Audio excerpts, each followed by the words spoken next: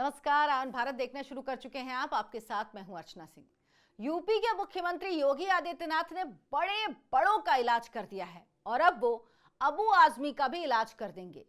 बाबा ने महाराष्ट्र सरकार से ये कह दिया कि अबू आजमी को यूपी भेज दो, उनके दिमाग का इलाज कर देंगे। क्रूर मुगल शासक औरंगजेब दरअसल अबू आजमी को महान नजर आ रहा है।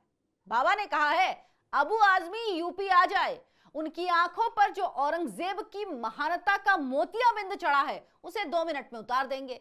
बड़े बड़ों को रास्ते पर ले आए हैं, इन्हें भी ले आएंगे। हिंदू धर्म और हिंदुओं का बखौल उड़ाने वाली काल्पनिक कहानी पर आधारित न जाने कितनी फिल्में भारत में ना जाने कब से दिखाई जा रही हैं। एक फिल्म मुगलिया बर्बरता की क्या दिखाई गई, शरिया कानून के पैरोकार बिलबिला उठे। बॉलीवुड में ना जाने कितनी गंगा जमुनी तहजीब वाली फिल्में दिखाई गईं। गंगा जमुनी तहजीब, जिसे मैं कहती हूं इस देश का सबसे बड़ा झूठ है। जिस देश का बंटवारा धर्म के आधार पर हुआ हो, वहां गंगा जमुनी तहजीब के नाम पर बरसों बरस जो अफीम चटाई गई है उससे बाहर निकल जाना चाहिए हर एक हिंदू को, क्योंकि मुसलमान इस गफलत में नहीं है, इस देश का हिंदू ही इस गफलत में जी रहा है। तो बॉलीवुड में न जाने कितनी ऐसी फिल्में दिखाई गई जिसमें हमेशा मुसलमान को बेचारा, ईमानदार, शरीफ दिखाया गया। लेकिन आपने कभी ध्यान दिया है, फिल्मों में हिंदू धर्म का हमेशा मजाक ही उड़ाया जाता है। आम बात है फिल्मों में ये। मुगलिया सल्तनत की तारीफों के पुल बांधे जाते हैं जैसे इनका जन्मसिद्ध अधिकार हो ये। दूसरी तरफ आप फिल्मों में देखिए, कोई पंडित हो, पुजारी हो, ठाकुर हो, बनिया हो, हिंदू समाज के जितने भी लोग हैं वो या तो लालची होगा, पाखंडी होगा, अत्याचारी होगा, कालाबाजारी करने वाला होगा और बलात्कारी भी होगा तो उसको जनेऊ पहना, टीका लगाया हुआ दिखाया जाएगा। जाने क्या क्या ये अभी तक फिल्मों में दिखाते रहे हैं। एक फिल्म मुगलों की बर्बरता की हकीकत बयां करने वाली क्या आ गई, गंगा जमुनी तहजीब को पैरोकार बिलबिला उठे। सिनेमा घरों में छत्रपति संभाजी महाराज के बलिदान पर बनी फिल्म छावा इन दिनों खूब धूम मचा रही है। खूब लोग इसे देखने जा रहे हैं और ये फिल्म इतिहास की सच्चाई बयां कर रही है। इस फिल्म में मुगलिया सल्तनत के सबसे बर्बर बादशाह औरंगजेब की क्रूरता को दिखाया गया है।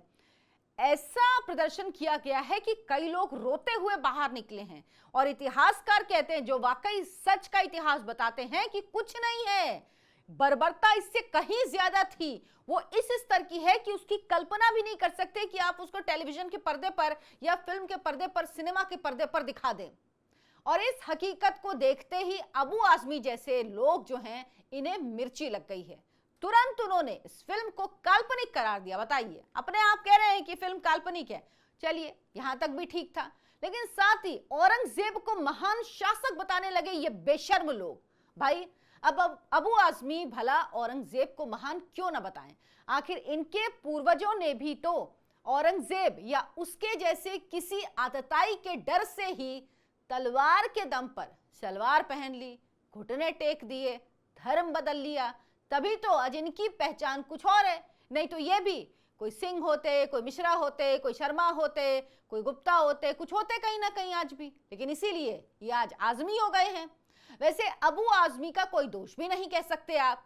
वो तो आज का एक एक मुसलमान, आजादी के बाद से जो इतिहास हिंदुओं को पढ़ाया जाता रहा है उसके मुताबिक तो औरंगजेब बहुत महान था। इतना झूठा इतिहास लिखा गया और बच्चों को यही इतिहास पढ़ाया जाता रहा है।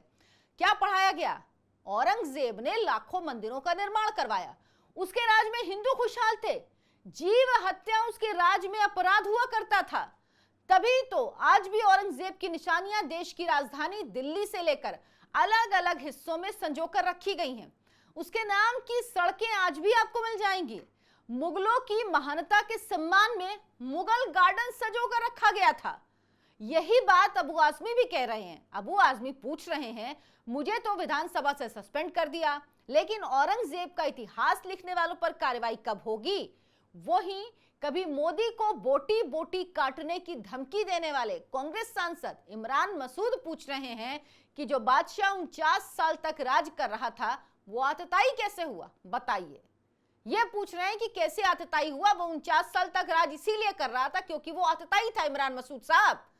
अब दरअसल चल क्या रहा है, इमरान मसूद ने झंडा उठा लिया है औरंगजेब के पक्ष में। औरंगजेब को जस्टिफाई करने के लिए खुल के सामने आ गए। इन सबकी हकीकत, असली चेहरे, घटिया, गंदे, घिनौने चेहरे दिख रहे हैं। तो इस तरह की दलीलें सामने दी जा रही हैं औरंगजेब को महान बताने के लिए। इनके सवालों का जवाब किसने दिया? नवनीत राणा ने दिया। वो कह रही हैं औरंगजेब की कब्र तक उखाड़ दी जाए। नवनीत राणा की ये मांग है।